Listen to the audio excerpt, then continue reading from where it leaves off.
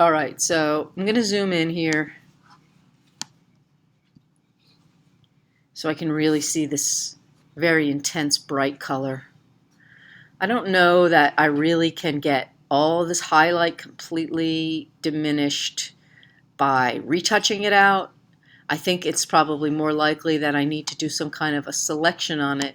I'm switching layer selection to the bottle layer. And here I'm going to click using the magic wand tool. I'm going to increase this tolerance or number of pixels it's collecting till I can see that I've got most of the white here. Still not right. Okay, that looks better.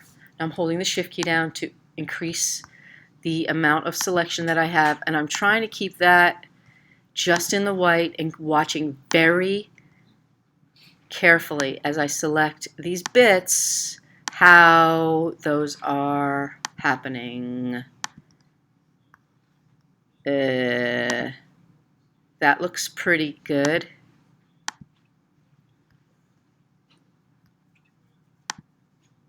Okay, now this is something I do not think I've mentioned at all in the other tutorials.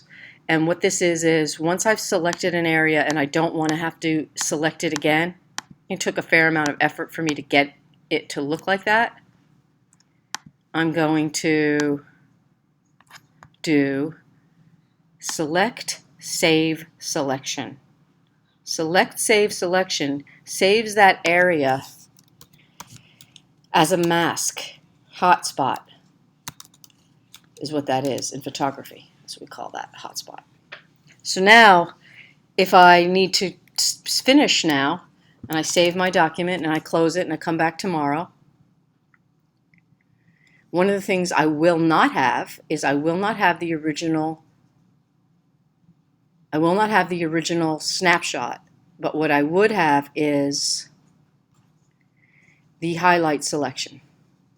So select, load selection, and there it is. It's saved for me, and I can reload that.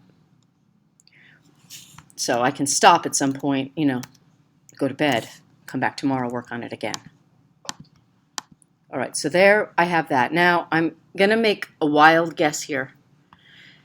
And I bet you this won't look so good when I first start, but I'm going to use the eyedropper tool. I just pressed I to pick eyedropper.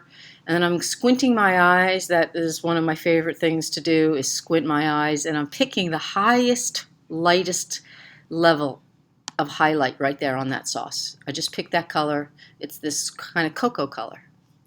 However, instead of painting it or applying it right on that same layer, I'm going to click to create a new layer at the bottom of the layer panel, and that layer is selected. So if I go to fill that, edit, fill, and I'm filling it with the foreground color, the color of the chip that's in the front, it is now filled, and as suspected, it looks pretty bad.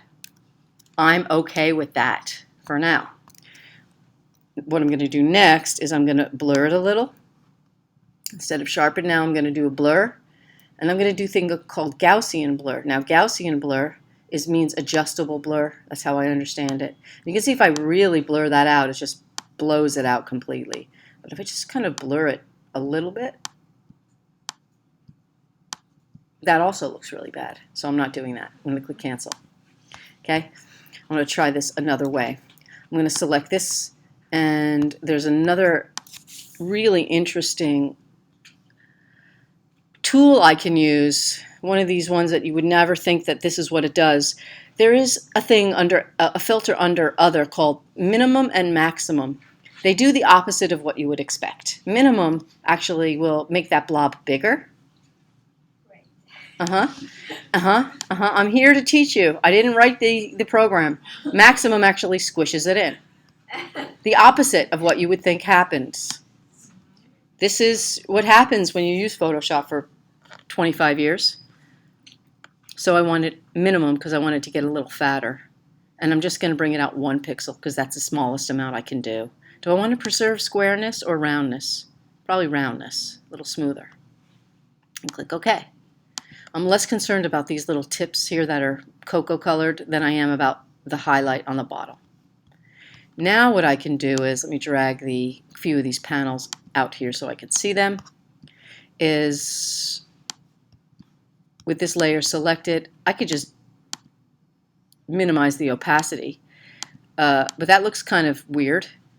Yeah, right? Weird. But it's getting better, okay? It's definitely better than a highlight. So again, I'll save a layer so I don't have to redo that again and stick it under there and hide it and come back to this one. Another thing I can do to start making this look, which is now at 75%, a little bit more like it's fitting with the rest of this, is I can do a noise filter.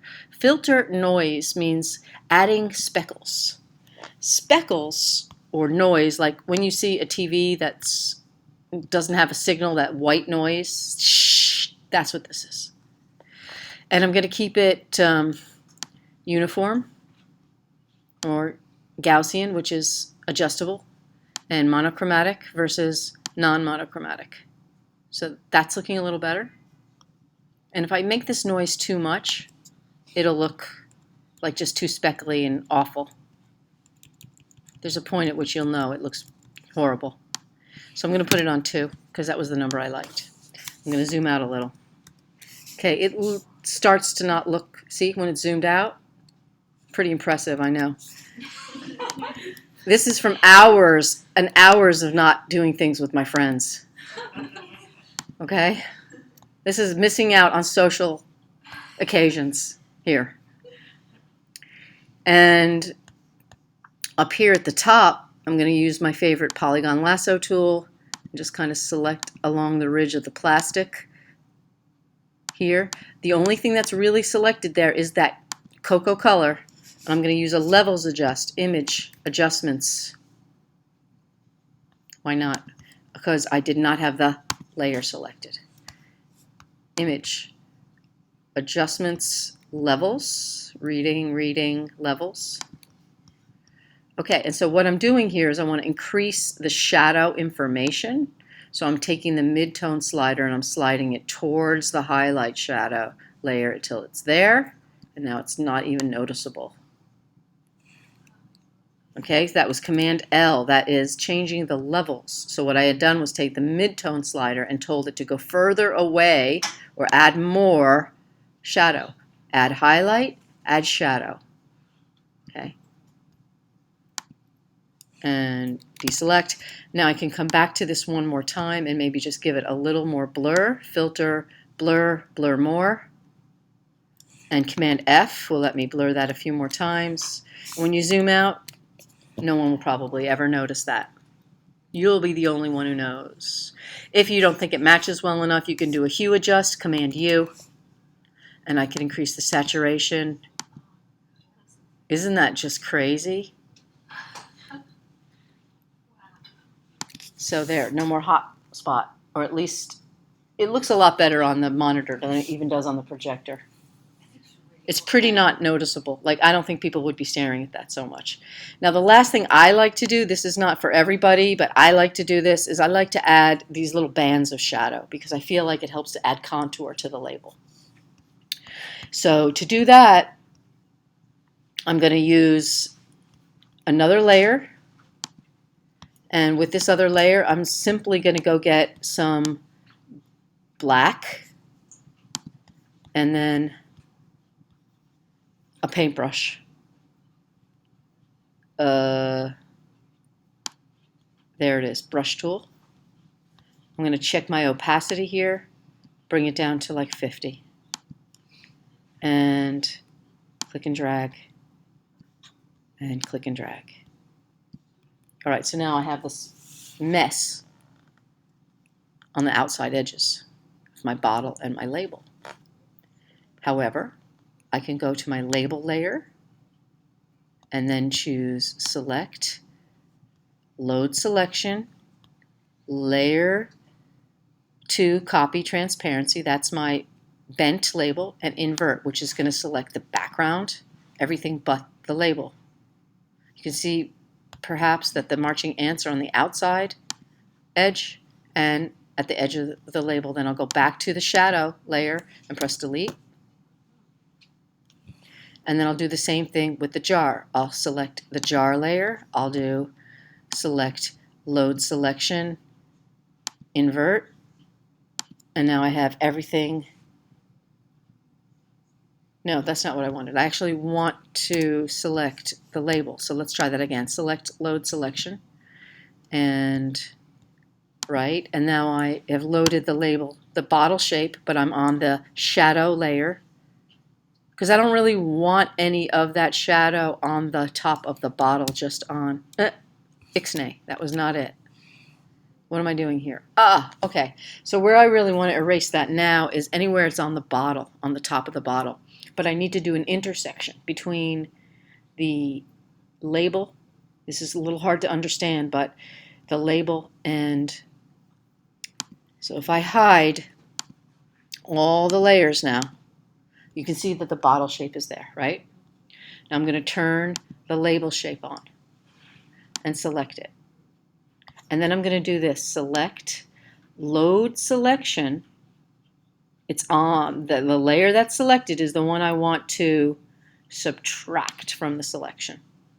So now I'll have, when I hide the label, just the top and the bottom of the bottle selected, which is where I want to remove any extra shadow information that might be on there. Actually, it looks pretty tight, but if I press delete, I don't see any difference. It looks fine. So there's the shadow. There's the label. There's the bottle. There's the highlight diminisher thingy, the bobbin. Okay, now I think I should stop that recording because it's a really long one.